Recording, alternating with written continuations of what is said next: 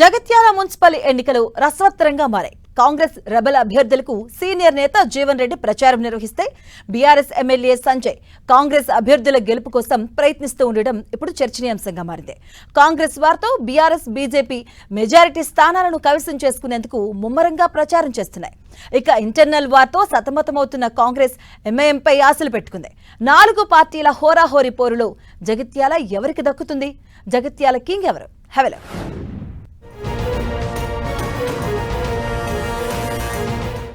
జగిత్యాల నియోజకవర్గంలో జగిత్యాల, రాయికల్ 2 మున్సిపాలిటీలున్నాయి.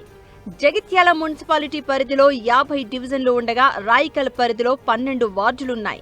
మెజారిటీ స్థానాల్లో గెలిచి కాంగ్రెస్ సత్తా చాటుకోవాలని భావిస్తూ ఉండగా ఆ పార్టీలో చోటు చేసుకున్న పరిణామాలు అభ్యర్థులను ఆందోళనకు గురి చేస్తున్నాయి.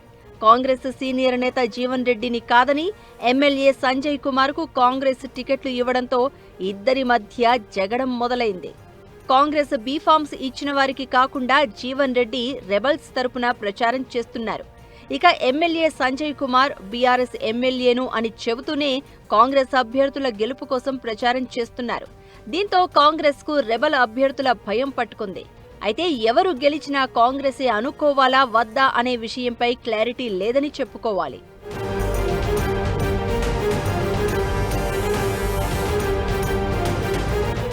రెండు పర్యాయాలు గెలిచిన బీఆర్ఎస్ కారు ఈసారి కాస్త ట్రబుల్ ఇస్తుంది. ఆ పార్టీ ఎమ్మెల్యే సంజయ్ కుమార్ కాంగ్రెస్ తో జట్టు కట్టడంతో ఎమ్మెల్సీ ఎల్ రమణ పార్టీ అభ్యర్థుల గెలుపు కోసం ప్రచారం సాగిస్తున్నారు. బలమైన క్యాడర్కు సంజయ్ కుమార్ కాంగ్రెస్ బీఫామ్స్ ఇవ్వడంతో ఇప్పుడు బీఆర్ఎస్ అభ్యర్థులు ఎంతమంది గెలుస్తారో ఖచ్చితంగా చెప్పుకోలేని పరిస్థితులు నెలకొన్నాయి. మరోవైపు బీజేపీ తరపున ఎంపీ అరవింద్ ప్రచారం చేస్తున్నారు. తన పార్లమెంటు పరిధిలోని జగిత్యాల మున్సిపాలిటీని బీజేపీ ఖాతాలో వేయాలని ప్లాన్ చేస్తున్నారు. ఇక ఎంఐఎం సైతం తన బలాన్ని పెంచుకుని మేయర్ ఎంపికలో ప్రధాన పాత్ర పోషించాలని చూస్తుంది.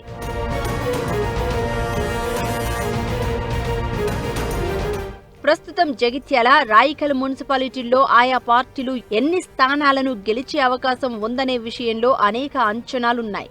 అందులో ప్రధానంగా జగిత్యాల 50 వార్డులకు గాను కాంగ్రెస్ 20 నుంచి 22 స్థానాలు, బీఆర్ఎస్ 5, బీజేపీ 3 నుంచి 5, ఎంఐఎం 2, ఇండిపెండెంట్లు 10 నుంచి 12 స్థానాలు గెలిచే అవకాశాలు కనిపిస్తున్నాయి.